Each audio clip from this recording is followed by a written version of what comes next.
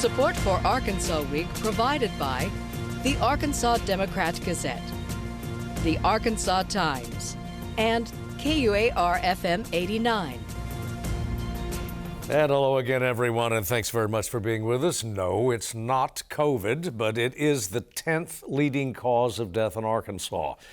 And increasingly, its victims are our youngest. We will address the tragedy of suicide a bit later in the program and take note of one approach that's helping Arkansans who've spent time in an especially stressful occupation.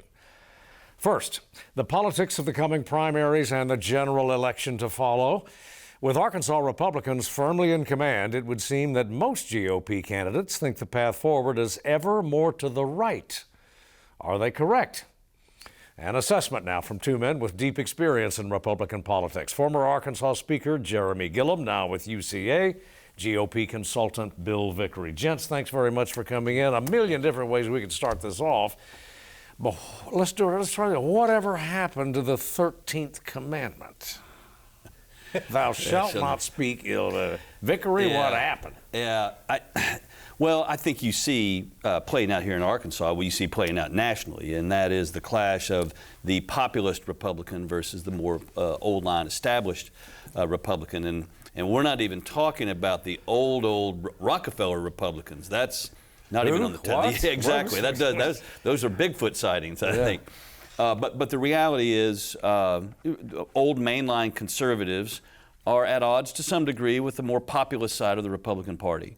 And it's, you know, typically in a primary, you're never beaten running to the right. This gentleman knows a thing or two about winning elections next to me. And I think you just see some folks understanding now that in terms of the Republican primary, the center is not the center, it's the right, and you can't be on the other side of the center. So a little bit of geometry there. Yeah, all right. Jeremy? Well, I can remember even when I first was elected into the House, everybody was on the same team. You didn't talk critically, publicly about, a fellow Republican colleague or, anybody that was in the Republican tent. And how quickly that has changed to where now, I mean, that's your opening salvo when you get into a race is to try to tear everybody else that's in there down to try to build yourself back up. And it's making for an interesting dynamic moving forward, because at some point you've got to govern and you've got to be able to try to pull everything back together, and it makes it difficult when some of the rhetoric has gotten as sharp as it has in these cycles. Yeah, maybe we're being here a bit opaque at the top, or a little bit cryptic. We have had some announcements by Republican candidates in the last few days in which they openly gnaw at one another. Bill? Yeah, it's to Jeremy's point. I mean, the gloves are off not in the last round. They're off, they get out of the car to go make the speech to announce. Yeah. But I think also that is indicative of a lot of the passion that exists now. And you touched on it right off the bat. Look, this is a Republican state. The primaries are where all the action is, the Republican primaries. That's who's going to win. We'll see how redistricting plays out. But the reality is it's all about the Republican primaries in May. That said, there is an open willingness to want to be very combative and to sort of take the fight to your opponent right off the bat. I do. Again, I think that is highlighting this sort of populist wing versus the old sort of more traditional conservative wing of the Republican Party. Both believe they're right, and both are willing to say it, and then be critical of the other side. Are we looking, Jeremy, here, Mr. Speaker, at a real bloodletting come in the months ahead? I don't know that we'll get that was far. Enough to damage a nominee significantly. I don't think so. I think with the way that the electorate has moved to the right in Arkansas, that at the end of the day, no matter what is said in the Republican primary, I don't see that being enough to damage them in a general election. I just don't think the demographics play out that way. Yeah, Bill Vickery? Yeah, agree, 100%. I think he's exactly right. No, there's no such thing as too far to the right. Republicans close ranks and get behind one another, especially given the way the modern Democratic Party in Arkansas has been framed as part of the National Democratic Party, hard to the left. So no, Republicans, like I said, close ranks and get behind the nominee. One of the Republican gubernatorial candidates gleefully said, "You bet I'm nationalizing this race. Of course I'm nationalizing. How could I How could I not? Well, either tactically or strategically. How could I not do that? And I think that, and she probably will articulate this more in the coming days with her tour around the state, but I think she's looking at this as, look, Arkansas does not exist in a vacuum. Ms. Sanders, we're talking about. Yes. And I think she's looking at this saying, look, we don't exist in a vacuum, and so yes, there's going to be Arkansas issues we're going to deal with, but we also exist within the composite of the United States of America, and so what happens in D.C. does affect us, and so we're going to make sure that we fight against those things. And that's been her message, and she has definitely said, this is, yes, I'm doing this, and I'm going to stay with it, and it doesn't look like she's going to deviate from that at all. With having raised $9 million, Bill Vickery, against a fraction of that by Ms. Rutledge, her principal opponent, rival right now. Yeah. Where does that leave Ms. Rutledge? Is there a path forward for her? Where is her path? Well, I think the Attorney General surprised a lot of people when she won in the first place. And so that win, I mean, she really bootstrapped that campaign together. No one gave her much of a chance. She won, and she has served and only gotten more popular the longer she's been in office. So I think that emboldens her in her campaign to say, we've sort of done this. We've seen this movie once before, and we can do it again. It cannot be denied, to the point Jeremy's making, that Sarah Huckabee Sanders has properly and artfully contextualized the race and Arkansas's role in the nation. These national issues affect Arkansas in a big way. Just look at the money that's coming into Arkansas from the federal government. Look at the issues surrounding the pandemic. Of course, they're national issues. And I think she's done a very good job of laying that out, and that's why a governor has to understand where Arkansas is as a part of the country, not just siloed off with the small issues that we may need to deal with one-on-one here. So at that and $9 million go a long way. Sure. Oh, I agree, and I think I think you'll see Ms. Sanders pivot in some of the conversation as the weeks and months go on towards some of the in-state issues, but she's very much staked that this is the path that she's going to go for the time being. And from what I can tell, at least so far, the voters in Arkansas are responding to that. I mean, where you go, the talk is about her campaign, and so she's definitely struck a chord with the Republican base, and we'll see if the Attorney General is able to erode that over time or not. But at least right now, it looks like that both are going to stick with their courses for the time being. Our senior U.S. Senator is, of course, up next year, and if you can't go too far to the right in Arkansas politics, he's the most moderate, the most centrist of anybody who's announced anyway for his seat. I think there's 3 now. Yeah. He has 2 rivals. So does that pose any dilemma for Mr. Boozman? I tell you, the big thing, two issues here. I think that John Boozman does have a foot in the more traditional Republican camp. He's well respected amongst those folks. He has the endorsement of Donald Trump, and that is a big card. I mean, if we want to use poker terms, and that's Tom Cotton, and that's the one you drop on everyone, and you put $4 million of advertising behind that. It makes it an effective campaign message going forward. Yeah. Gentlemen, we talked about, or somebody mentioned redistricting earlier. That's coming. That's coming up. Congressional reapportionment is well, we won't see we'll see some change, but I don't think it'll alter the dynamic any, or do you dispute? No. No. Legislative redistricting, though, is coming up, and that the knives could come out over that. Intra-party knives, right, Mr. Speaker?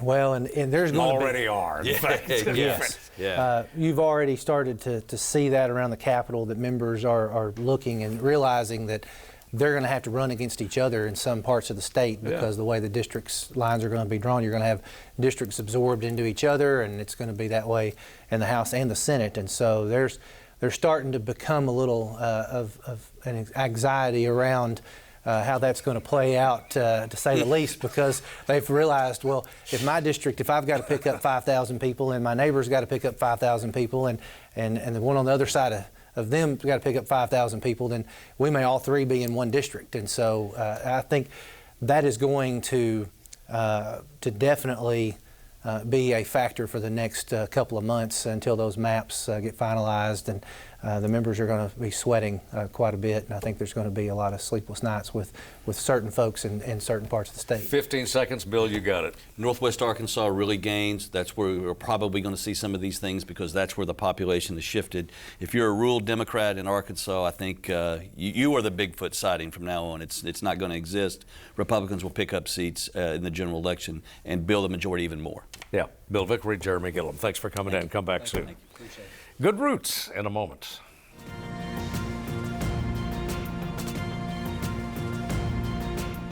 America's exit from Afghanistan and agriculture in Arkansas. That and farming as not only occupation, but maybe salvation. Logan Duvall connects the dots in this month's Good Roots. It's estimated that 9% of U.S. farmers are veterans.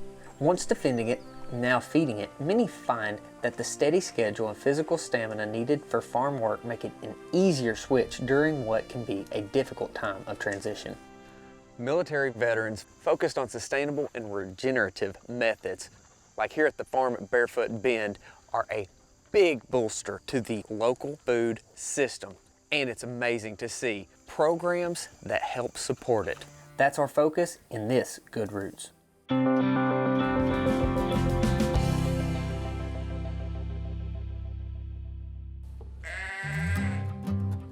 Located just outside of Benton, in Lonsdale, the farm at Barefoot Bend is owned and operated by former Army Ranger Damon Helton and his family. What may be most interesting about Damon's story is that before the military, he had never farmed before. We dabble in a little bit of everything, believe it or not. So I've got egg layer chickens, I've got pigs, so we do a pastured pig program, a grass-fed beef program, I've got a couple donkeys, got a couple horses, goats, lambs, guineas, got a little bit of vegetables. I had a midlife crisis, is what I tell everybody. So I had 5 deployments between Iraq and Afghanistan. And when I got out, in my head, I was just gonna go out and get this sales job and just go make a whole bunch of money. And I rapidly started to realize that, that wasn't doing it for me. I kind of had this empty spot, and so my wife and I were just taking a Sunday drive and found this farm. It was like, all right, well, let's buy this farm. And she looked at me, she's like, what are you talking about? You want to put an offer in on a farm? And I was like, yeah, I want to be a farmer. So I quit my job that I'd had for 5 years. Really good paying sales job. Had a pretty healthy 401k for being out of the military for a short amount of time. Cashed it all in and bought a farm. For the first few months, we didn't really know what we were doing. We were just kind of spinning. And I looked at everything from row crops to tobacco. And we started looking at this group, Southern Sustainable Agriculture Working Group. That's where we found the program Farm to Farm, which is focused on veterans getting into agriculture. That absolutely was instrumental in helping us get started. Just like Green Acres, he decided to move out here. As part of Senator Boozman's annual agricultural tour, he made a visit to a couple of Arkansas veteran farms. We've got a lot of veterans that are coming back and deciding what they want to do in the next phase of their life. And farming is something that appeals to a lot of them. And the question is, how do you get into it? It's kind of daunting. It's not your area of expertise. So Arm to Farm programs like that really do an outstanding job of not only helping them get started, but these are programs that will kind of hold their hands from then on. I think that Arm to Farm will continue to expand. Certainly, these are programs that myself in my situation, working with agriculture, we're very interested in. I'm certainly very concerned about suicide in the military, our veterans, and amongst those in the regular military. Missions every night, it was just a lot. What I didn't realize is the hole that it was going to fill in me from not serving anymore. Being able to fill that hole, fill that vacancy was huge. There are not enough services out there in the rural areas. There are 13 community mental health centers in the state of Arkansas, 13, and there are 75 counties. And, that's not very many. I've heard this many times, well, if they're talking about committing suicide, they're not going to do it, are they? They're just talking. And that used to be sort of like an adage, well, if they talk about it, they're not going to do it. If they're talking about it, they're thinking about it. And if they're thinking about it, there's a possibility they're going to do it. They have to re-enter not only the society as a whole, but they have to re-enter their families, their relationships that have continued to develop as they've been gone. Sometimes, you know, there's guilt, there's remorse, post-traumatic stress disorder that so many of them come back with. And that's unpredictable, and oftentimes we don't know what's going to trigger it, but when it does, they go into, you know, full-blown trauma response. It's just going to take time, and it takes understanding and a lot of patience on the people who are involved with the person returning to try to understand he's not the same right now. He may never be the same. One of the programs that we've advocated and worked really hard to create, which is just now getting off, is allowing the groups in the local communities that are doing a very, very good job in suicide prevention, giving them small grants so that they can be helpful, get involved, and then also steer them into the VA besides providing the support that they can give. Damon, I know from my experience, not nearly as extreme as y'all, but working EMS, you have bad calls, you're up all night, you're doing stuff that nobody outside of your little world can understand, can relate to. It's easy for people to, say, oh, well, man, I can understand what you're going through. They don't understand, but it's not because, there's not a sense of empathy there or anything. They just don't get it. And that none of that's normal, right? I mean, working an EMS call or anything like that, or, watching somebody get burned up with an IED, none of that's normal. I mean, these aren't normal things. PTSD is a real thing. And, it can happen from a car accident or losing a loved one or anything like that. What was the biggest transition helper for you? And why is agriculture a part of that? I would say the first thing is finding that level of service again. I had a purpose. There was a nutritional aspect too. I was eating good. Yeah. I was feeding my family well. I started sleeping better. I mean, there was just all these things that started coming about because I had a better association with food. Food security for my community. Our farm is a small farm, but we produce a lot. Right. And so, we can feed a good amount of people.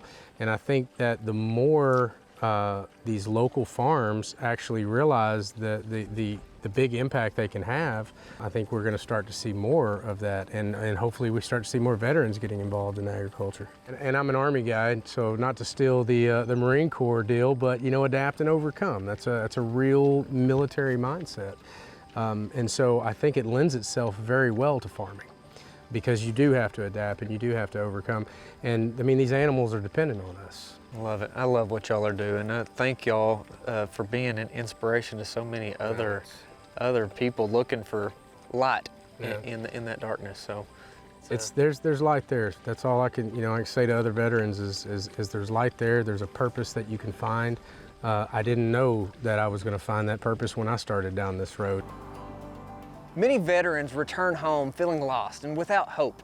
Agriculture may be a new mission to transition back to civilian life. For Good Roots, I'm Logan Duvall. Major funding for Good Roots is provided by Arkansas Farm Bureau. Arkansas Farm Bureau, advocating the interests of Arkansas's largest industry for more than 80 years. Arkansas counts on agriculture. Agriculture counts on Farm Bureau.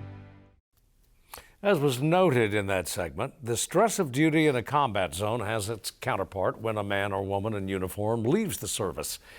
And to be certain, suicide is not a threat to military personnel alone. Every year it takes from us men and women, teens, boys and girls, people of every race, creed, color, income level, and occupation.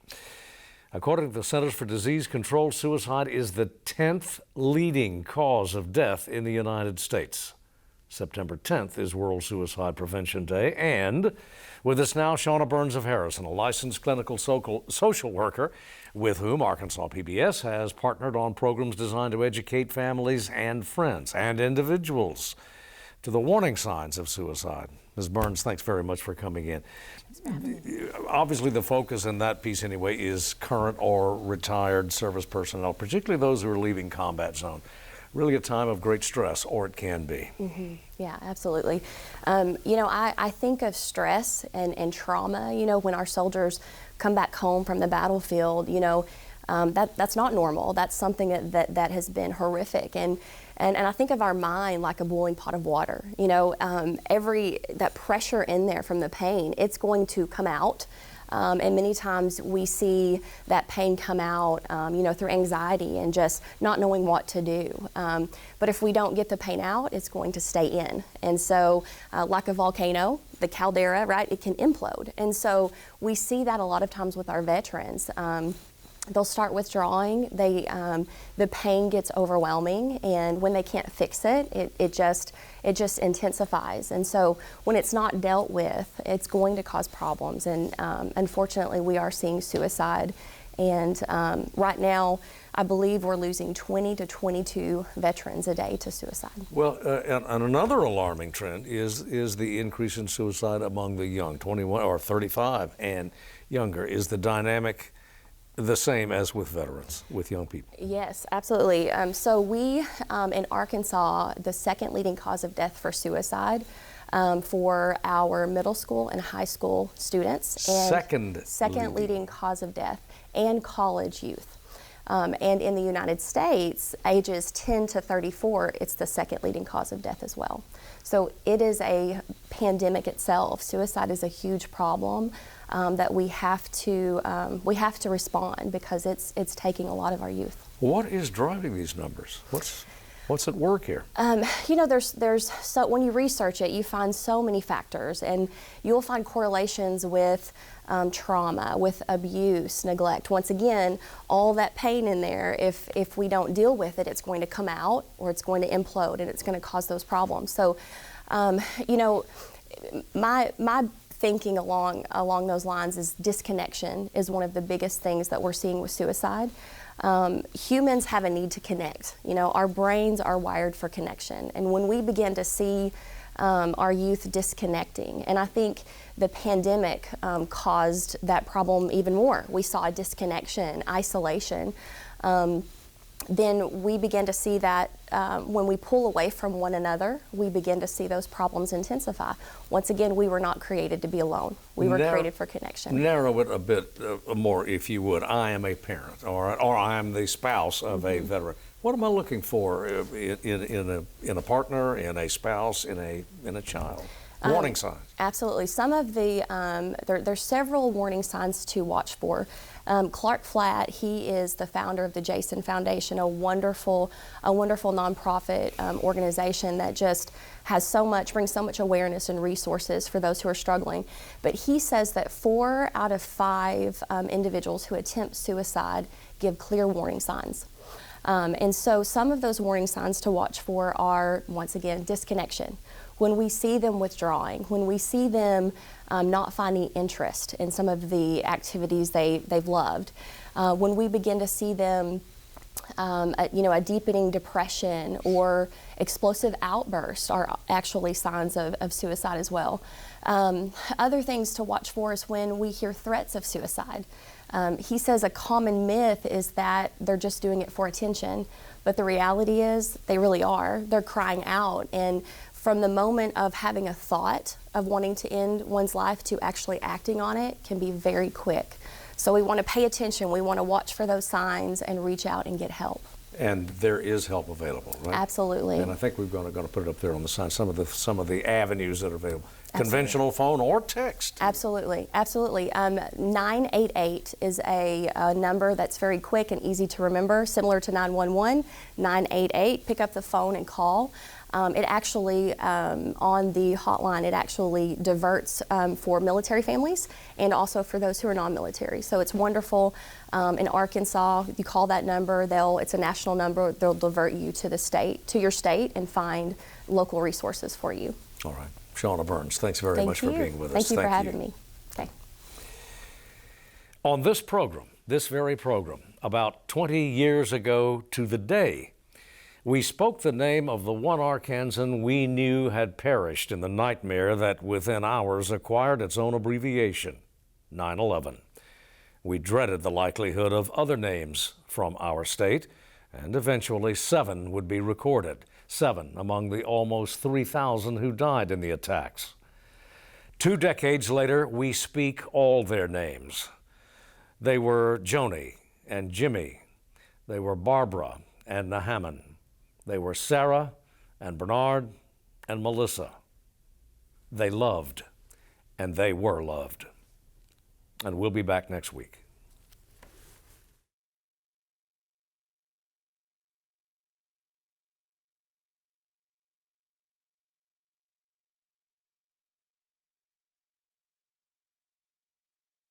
Support for Arkansas Week provided by the Arkansas Democrat-Gazette, the Arkansas Times, and KUAR-FM 89.